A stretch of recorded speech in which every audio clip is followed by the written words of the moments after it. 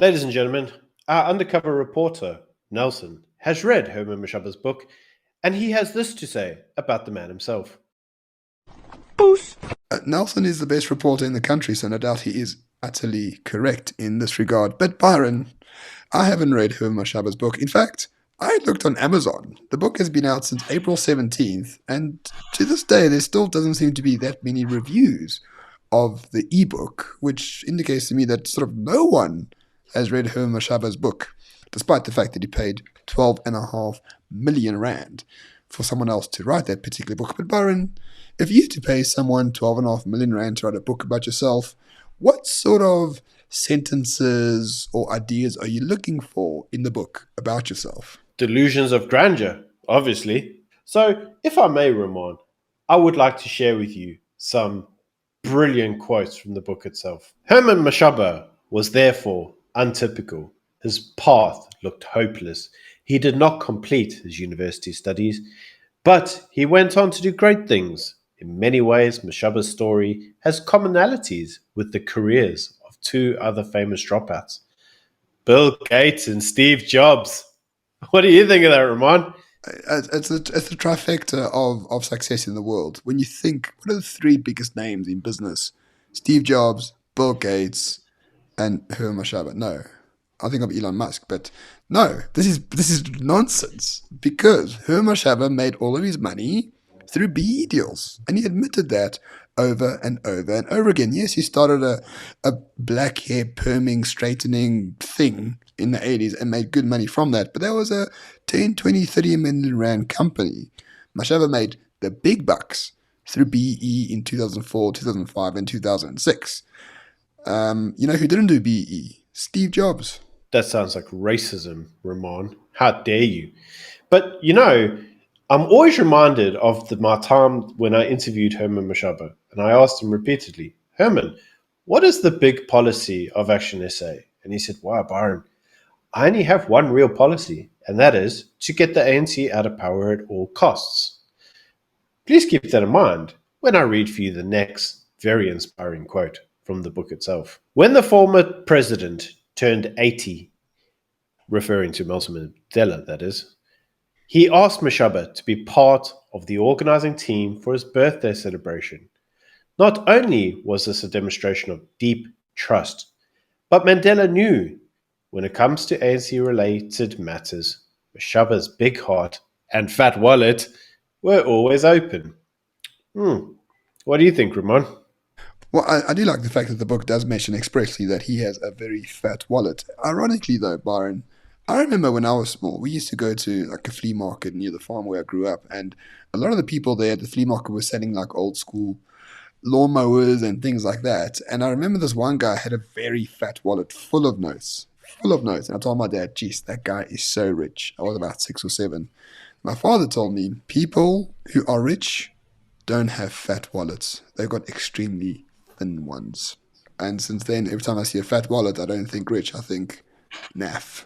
Yeah, whenever I see a fat wallet, I think drug dealer, because usually it's only a drug dealer who's getting paid in cash. The rest of us, well, don't get paid in cash.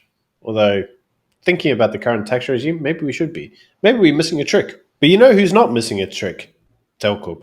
Building something great requires the right tools. So if you're in the business of building roads, moving earth, or mining, you know that having the right equipment can make all the difference. And that is where Telcorp comes in. Telcorp specializes in top-of-the-line earth-moving equipment to get the job done faster, safer, and more efficiently. They have over 300 vehicles for sale, from bulldozers to excavators, even heavy-duty trucks. But of course, Telcorp does not just sell equipment. They provide a whole turnkey solution to all earth-moving needs. They offer maintenance, they offer services, they even offer international transport, including all the documentations and clearances. So if you need to build a road or mine for minerals or do anything related to breaking the earth apart, Telcorp is your first port of call. To find out more, check out the link in the description down below. And welcome back from the break. So now let's consider another awe-inspiring quote.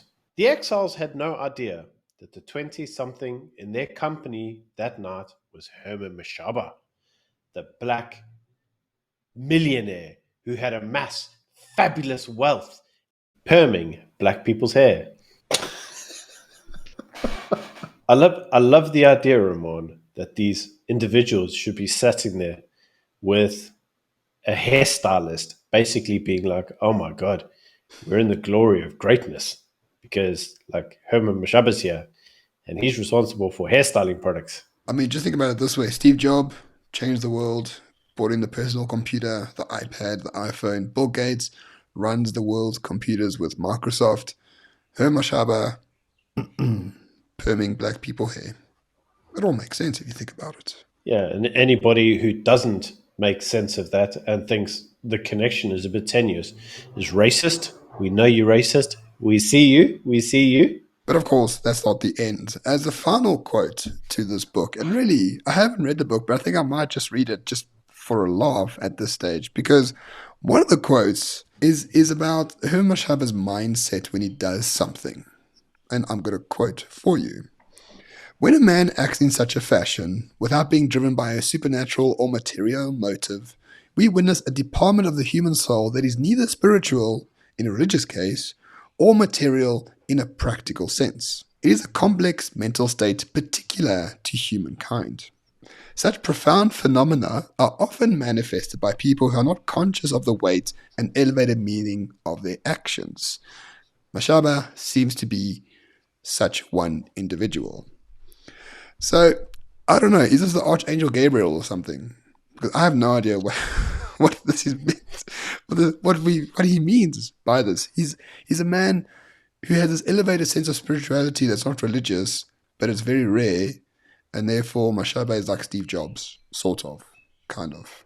Mon, the only comment I can give to this is to actually quote Herman Mashaba's book itself.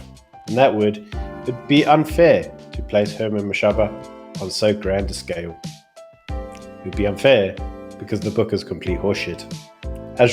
As our undercover reporter Nelson said,